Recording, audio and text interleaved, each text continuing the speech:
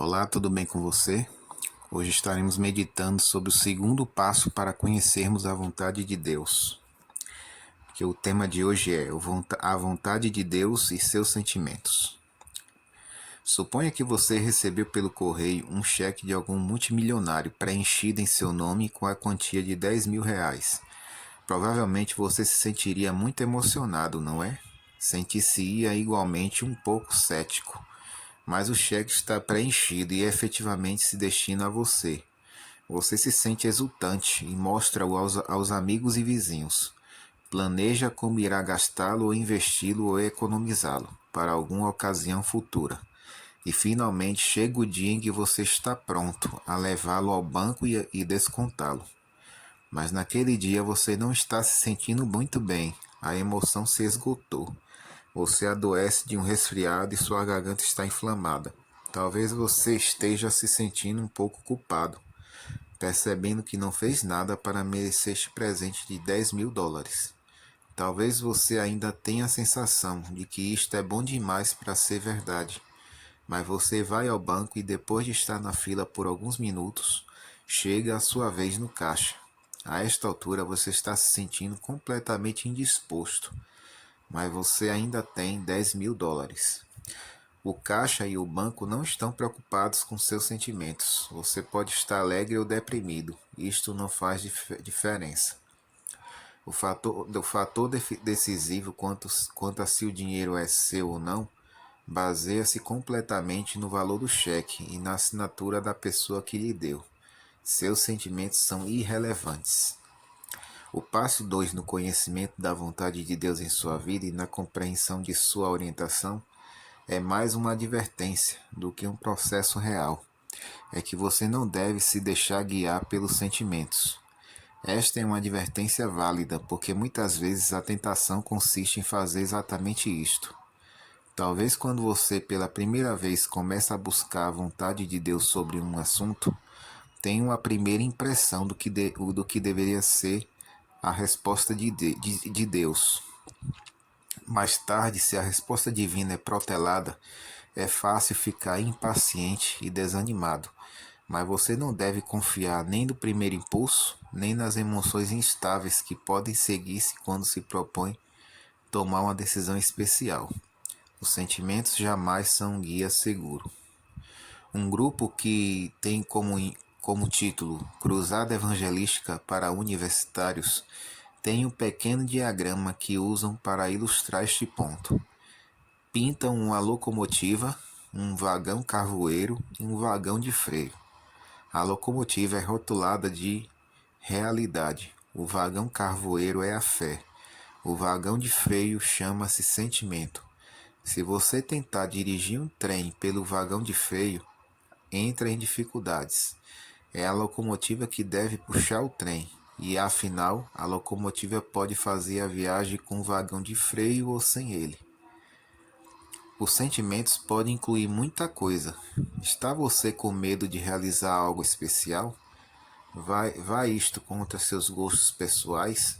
Parece isto emocionante? Você acha que seria divertido? Parece que você não está qualificado para a tarefa? É isto precisamente que você sempre quis? A lista poderia prosseguir infindavelmente. Os sentimentos, tanto bons quanto maus, vêm em muitas variedades. Um motivo por que este segundo passo é tão importante é que, ao tentar compreender a vontade de Deus em sua vida, é importante considerar todos os 8 passos e não apenas um ou dois. Os 8 passos provêm um sistema de cheques e saldos. Você pode errar em um passo, mas os outros passos podem mostrar-lhe onde você errou. Afinal, a decisão é tomada à base do peso da evidência, não baseada em qualquer passo único. Mas a advertência está aqui incluída sobre o passo 2, porque este passo é talvez aquele que é o mais fácil de considerar-se completo em si mesmo. É uma importante advertência porque os sentimentos, tanto positivos quanto negativos, podem ser incentivos muito poderosos. Contudo, se você tentar dirigir sua vida espiritual baseado nos sentimentos, se achará em tanta dificuldade como se tentasse dirigir o trem pelo vagão de freio. não leva você a lugar nenhum. Todavia, não devemos desconsiderar completamente os sentimentos. Um dos métodos pelos quais o Senhor nos comunica a sua vontade é através das impressões do Espírito Santo sobre o coração. As impressões e os sentimentos podem ser muito semelhantes, não é? Como você sabe, como você sabe a diferença entre simples sentimentos, o impulso do momento e a convicção do Espírito Santo em sua mente? Reconheçamos primeiramente que há alguns sentimentos que são pecaminosos e outros que não são pecaminosos.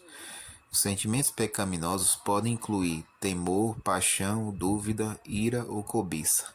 Os sentimentos que não são pecaminosos podem incluir coisas como esperança, felicidade, cansaço, fome ou tristeza. O diabo gosta de operar através de nossos sentimentos para nos afastar de Deus. Se estamos nos sentindo alegres e otimistas, ele nos tentará levar isto a extremos e tornar-nos envolvidos em fanatismo ou presunção, correndo adiante de Deus. E se estamos nos sentindo desanimados e tristes, ele tentará despertar o temor e a desconfiança para que venhamos a ceder às suas tentações. Você pode ver isto acontecendo no caso de Elias. Ele foi possuído de alguns sentimentos muito positivos no cume do Monte Carmelo. Chegara o final dos 3 anos e meio de fome, e com ele a demonstração entre Deus e Baal. Deve ter sido para ele uma tremenda emoção quando o fogo chamejante desceu do céu, consumindo o sacrifício e o altar e a água ao redor. Sua fé era forte. Ele creu que Deus responderia a fim de vindicar sua própria honra e o seu nome diante do povo. Mas que tremendos sentimentos devem ter se avolumado por todo o seu ser ao estar ali e testemunhar o ocorrido. Depois Elias tomou a dianteira no juízo sobre os 400 profetas de Baal, o que certamente exigiu muito esforço de seu sistema nervoso. Seu coração deve ter sido dilacerado de tristeza, horror e agonia ante a tarefa que foi levado a desempenhar. Em seguida ele foi ao cume da montanha e começou a orar por chuva. Esta não veio imediatamente como fogo do céu. E Elias ficou cheio de desconfiança própria. Ficou ali no topo da montanha, esquadrinhando o coração e continuando a insistir em suas petições, até que seu servo voltou e relatou sobre uma pequena nuvem no horizonte. Isto era tudo. Elias se levantou e correu adiante dos carros do rei Acabe todo o caminho de volta para a cidade, a primeira maratona. Quando Elias foi dormir naquela noite em um calmo canto fora dos muros da cidade, com seu manto enrolado em torno de si, deve ter estado tão emocionalmente esgotado como nenhum outro poderia estar. Estava também fisicamente exausto. Seus sentimentos devem ter sido despedaçados durante todo aquele longo e memorável dia. Agora o diabo se apossou para tirar vantagem dos sentimentos que não eram pecaminosos, a fim de levá-los a sentimentos que eram pecaminosos. Elias foi despertado abruptamente e avisado de que Jezabel estava a postos para tirar-lhe a vida. A esta altura, seu cansaço, fome e tristeza se transformaram em temor. Ele cruzou a linha para o território do diabo. O temor obtém más notas nas Escrituras. Os temerosos estão entre aqueles que terão seu lugar no lago de fogo. Leia aí, isso está em Apocalipse 21, verso 8. Juntamente com alguns companheiros muito sórdidos. Apesar da vigorosa fé que o havia sustido nas horas anteriores do dia, Elias agora deu lugar a cego pânico e se dispôs a salvar a si mesmo.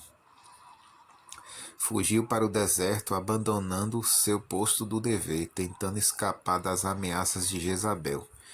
Estava tão desanimado que acabou pedindo a morte, pensando ser o único que havia ficado em Israel fiel a Deus. Que contraste entre o temeroso e fugitivo Elias e o Elias do cume do Monte Carmelo que bradou às multidões. Até quando cocheareis entre dois pensamentos? Se o Senhor é Deus, segui-o. 1 Reis 18, 21. Assim, uma indicação de que seus sentimentos são ou não procedentes da convicção do Espírito Santo ou da sua própria natureza pecaminosa deve ser examinada, levando-se em conta se os sentimentos são ou não pecaminosos. O Espírito Santo jamais conduzirá através de sentimentos pecaminosos. Não seria seguro afirmar, diz 2 Timóteo 1, verso 7, porque Deus não nos tem dado o espírito de covardia, mas de poder, de amor e de moderação. Outro aspecto a considerar ao tentar determinar se os seus sentimentos são ou não simplesmente sentimentos, ou as impressões do Espírito Santo sobre o coração, é olhar para a diferença entre a convicção e a culpa. A culpa sempre procede do diabo, a convicção sempre provém do Espírito Santo. À primeira vista, estes dois podem parecer muito semelhantes, mas a culpa sempre nos deixa desesperançados e desesperados. Quando o diabo nos assalta com a culpa, ele está tentando levar-nos a perder a esperança e a dar-nos por vencido, tentando levar-nos a concluir que nosso caso é irremediável. Por outro lado, a convicção que procede do Espírito Santo vem com a esperança e a coragem para enfrentar o amanhã. Nunca nos deixa em desespero. O Espírito Santo jamais nos leva à condição de convicção e reconhecimento de nossa profunda necessidade da graça divina, sem também levar-nos além desta condição. A solução encontrada no sacrifício de Jesus e sua justiça a ser aceita em nosso favor. O Espírito Santo traz convicção, jamais condenação. Outro fator a ser considerado ao tentarmos distinguir entre nossos próprios sentimentos e as impressões ou convicções do Espírito Santo é a questão de quem é o centro focalizado. Nossos sentimentos podem levar-nos a pôr os nossos interesses em primeiro lugar e focar nossa atenção sobre o que é melhor para nós. O Espírito Santo nos levará a fazer da glória e honra de Deus e das necessidades daqueles que estão ao nosso redor a primeira consideração. João Batista tinha fortes sentimentos contra estar na prisão de Herodes. Estava acostumado a espaços amplamente abertos, tendo a liberdade de ir e vir como bem lhe aprovesse. Estivera acostumado a uma vida de atividades, não estava mais satisfeito como ser aprisionado no escuro cárcere do que teria estado eu ou você. Se ele tivesse posto suas necessidades em primeiro lugar, teria rapidamente se retratado de suas severas reprovações e recuperado a liberdade. Mas ele pôs de lado seus próprios desejos, porque a lealdade a Deus exigia que ele falasse a verdade com destemor e deixasse com Deus as consequências de tal fidelidade. Ele pôs em primeiro lugar a glória e a honra de Deus, e a despeito da solidão e isolamento de sua vida na prisão, ele foi capaz de dizer: convém que ele cresça e que eu diminua. João 3, versículo 30. Podemos às vezes ser capazes de ver a diferença entre nossos sentimentos e as impressões do Espírito Santo aplicando o teste da razão e do juízo. Podemos ser capazes de raciocinar da causa para o efeito, de reconhecer quando estamos especialmente cansados ou sofrendo dos efeitos de extremo estresse. E Deus quer que exerçamos um bom discernimento e um bom senso nas decisões da vida. Mas a razão e o juízo podem não ser suficientes. Algumas das ações mais insensatas de toda a Bíblia foram praticadas por aqueles que estavam mais intimamente sob o controle de Deus. O que dizer de Gideão? Gideão atacando o inimigo com cântaros e tochas e 300 homens. O que dizer de Jonatas e seu escudeiro enfrentando sozinhos todo um exército? O que dizer de Davi, trajando as simples vestes de um menino pastor, saindo desarmado para enfrentar o gigante Golias, que estava coberto de armadura da cabeça aos pés? Ou de Josué, tentando tomar uma cidade caminhando em círculos ao redor da mesma e fazendo soar as trombetas? Se estivermos sob o controle de Deus e em sintonia com a sua direção de nossa vida, ele pode às vezes levar-nos a fazer coisas que aparentemente estão em completo desacordo com o bom senso e o senso comum. Assim, Embora a razão e o juízo devam ser considerados, eles jamais podem ser uma prova final em prol ou contra a orientação divina. Podemos ser capazes de distinguir entre os simples sentimentos e as impressões do Espírito Santo aplicando o teste do tempo. Se há tempo antes que a decisão deva ser tomada, pode ser de real valor consultar o travesseiro quanto a ela, a fim de dar tempo à oração e meditação para determinar a fonte dos impulsos. Mas mesmo o teste do tempo pode não ser adequado, pode não haver tempo suficiente para dar tal teste. O que dizer de Finéias, quando Israel estava prestes a atravessar o rio rumo à terra prometida?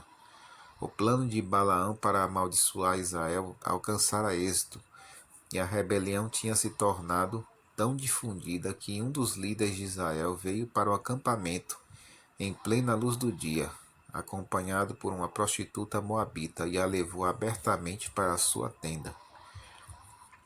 Finéias, filho do sumo sacerdote, não foi para casa a fim de refletir sobre isto e certificar-se de que não estava sendo impulsivo. Dirigiu-se à tenda e traspassou a ambos com um golpe de sua lança. Maria Madalena, naquela noite, no banquete de Simão, não tomou tempo para esperar até o dia seguinte, para ver se o impulso de ungir a Jesus estava ainda por perto. Se tivesse feito isto, a oportunidade de ungir a Jesus não mais teria estado disponível. Quando o Espírito Santo impeliu Maria à ação, ela obedeceu instantaneamente. Não podia explicar por que havia escolhido aquela ocasião para honrar Jesus. Quando começaram as acusações, ela ficou muda, mas Jesus reconheceu seu ato de amor e fez uma interessante promessa concernente ao mesmo. Ele afirmou que onde quer que o evangelho fosse pregado, enquanto o tempo durasse, a história da ação de Maria também seria repetida, e só aqui se fala em mais tempo. Assim, há certas coisas que podemos considerar quando tentamos verificar se nossos sentimentos são meramente sentimentos ou se eles são inspirados pelo Espírito Santo. Podemos considerar se eles são sentimentos pecaminosos. Podemos estar cientes da diferença entre culpa e convicção. Podemos verificar se o centro de atenções está em nós mesmos ou na honra e glória de Deus. Podemos aplicar o teste da razão e do juízo em um ponto. Podemos admitir o teste do tempo, quando há tempo para tal teste. Mas o maior auxílio no reconhecimento da diferença entre simples sentimento e a voz interior do Espírito é conhecer a Deus. Como notamos no capítulo anterior de São João 10, as ovelhas reconhecem a voz do pastor e distinguem esta voz da voz de um estranho, porque elas o conhecem.